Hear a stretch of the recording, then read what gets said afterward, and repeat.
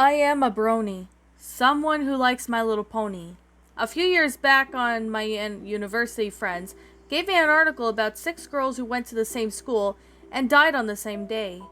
When I was watching some episodes and I could see a resemblance between those girls and the main 6 characters in the show, the first girl was Samantha Gals, who is obviously an inspiration for Fluttershy, a shy, kind girl. But what did her classmate didn't know was that she was constantly mistreated at home. Her mother and stepfather. Her mother gave birth to her when she was only 15, and she said that she had ruined her life. And when her stepfather moved in, the mistreatment seemed to get worse. He never liked to look after Samantha when her mother was away, so he used to lock her up in their basement, sometimes for a whole day. Her mother accepted the fact that Samantha was locked up in the basement. As the age got older, Samantha's mother would often yell at her for speaking the out of the term. And when she got her half-sister, it got worse. She would be starved and forced to sleep outside and sometimes beaten out of right. Because she was dressed in poor clothes and had no self-respect, she was often a target for bullying. She would come home helpless animals and bring them to her family, so then her family would force her to get rid of them. She took her own life by an overdose, and I didn't know what type of overdose she had. Jennifer Walters, who is also one of the popular girls, came from a rich, beautiful family. She lived in a life that everybody wanted, but her parents constantly argued since they only seemed to be together at appearances. She was held up into a high standard, which made her almost a perfectionist. She always wanted a famous fashion designer and live in Paris, but her parents wanted her to stay in California and marry a proper man with lots of money. Her parents ignored her every single moment and only wanted to appear rich. Now, to be honest, the reason her wealth, and is the only reason why Jennifer's mother had married her dad, was because of money, and they were losing it fast. She died in a car crash when the parents were arguing again. On the impact, her neck snapped, and she died instantly. She was clearly an inspiration for Rarity. Alexandra Matthews was a competitive girl. She would mostly play with her father because he wanted a boy to treat her like a boy, constantly playing football and soccer. In school, she was the best at sports, especially at track. She loved her parents with all of her might, and she was more pleased to play sports. She was continued to be treated like a boy because her mother thought it incapable to have another child.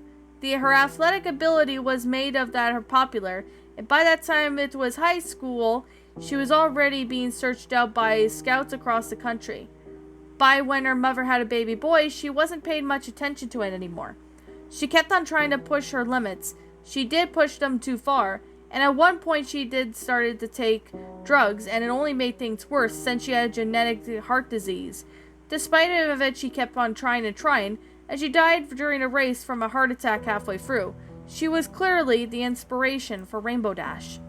The inspiration of Applejack was from this farm girl named Nikki Taylor.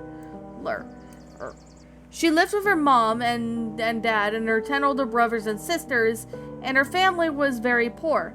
Nikki did even work 3 jobs to help raise money. She always helped out around the farm if it was need of changing diapers, to using a wood chipper. She would always get help from her older brother Michael. But then when she was 13, her father went on a mad rampage, so she managed to kill all 4 of Nikki's siblings and her mother and then himself. She then thought of this because he had 12 kids to look after and a farm. But Nikki tried to make the best of things at the farm at this point. Was run down and anything could kill her. When her parents died, her great aunt came to help, but she wasn't much at all.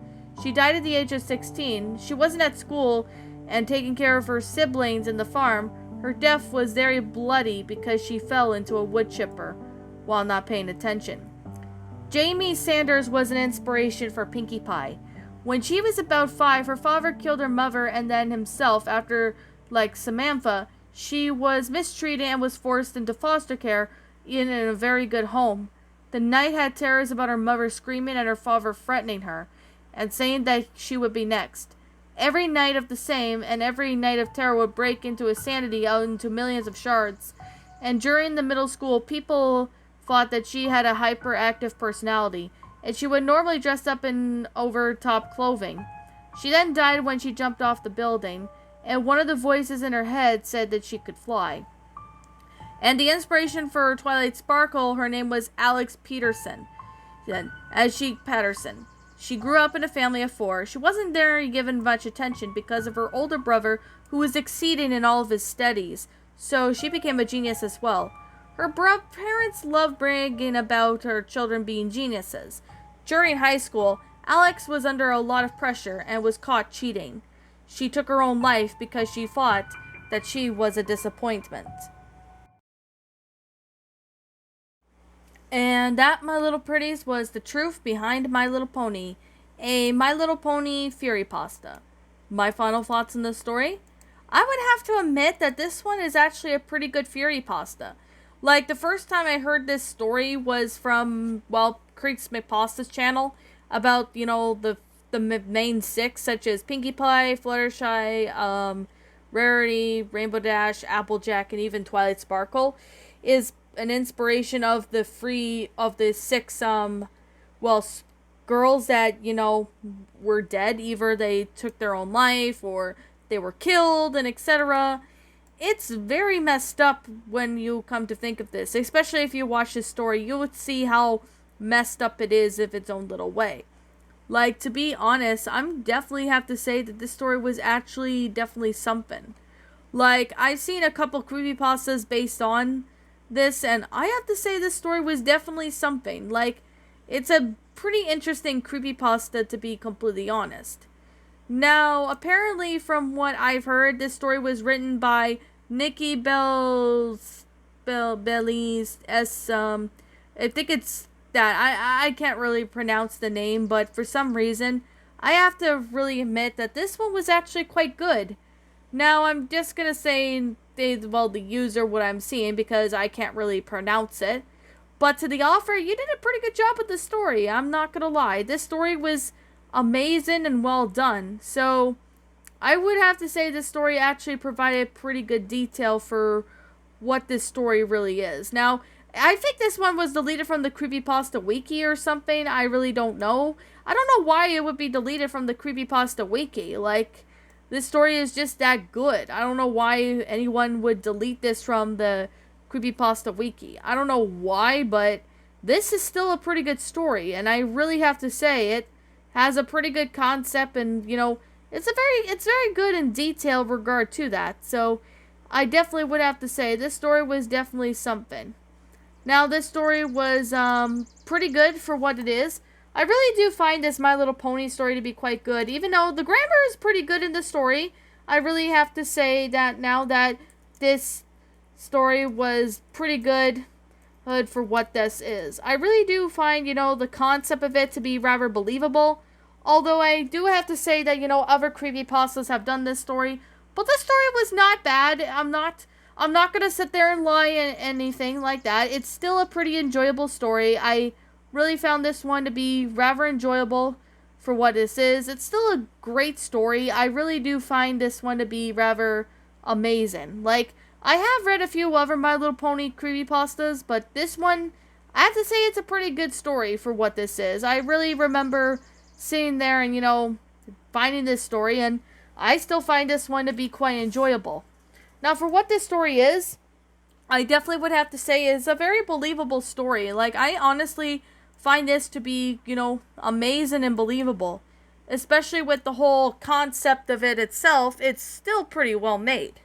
So, excuse me, pardon me about that. I would have to say there's nothing bad about this story. I can't really say anything bad of what I did not like in this story. I can't seem to find it.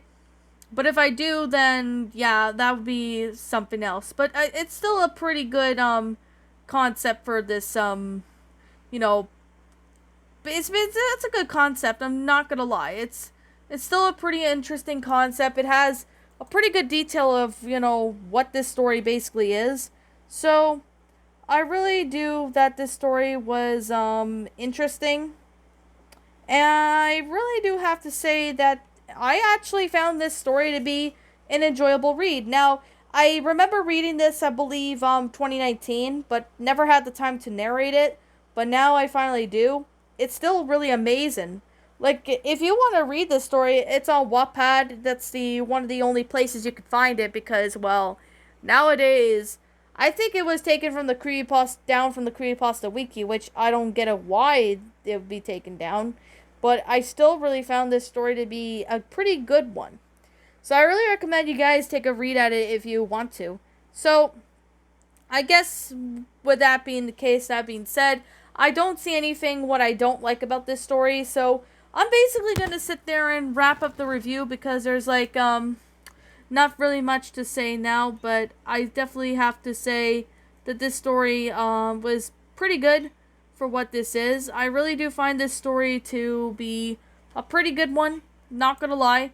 It's a pretty good concept for what this is. I really do find this story to be, enjoyable, well made in detail, and I really do find this one to be quite amazing. Like, if you've actually read this story, it's a pretty amazing concept for what this is. I really do have to say that if you guys were, but like, I really have to say that this is kind of believable of what they're inspired by, but yet again, I'm not really sure because that might be just me, but I really still find this story to be an enjoyable creepypasta. It's a good fairy pasta. I did hear some other narrations of it, so there's definitely that. The one I've heard, first time was NikkiBeilshmidt45. It's still a pretty good story, and it's really amazing. Really well made in detail. And I really do like how everything went out. It's pretty good. Really well made. Really have to say that this story actually provided pretty good detail. Really do like it. I really do find this one to be, well, enjoyable and well made. So I guess with that being the case, and with that being said, what did you guys think about this creepypasta?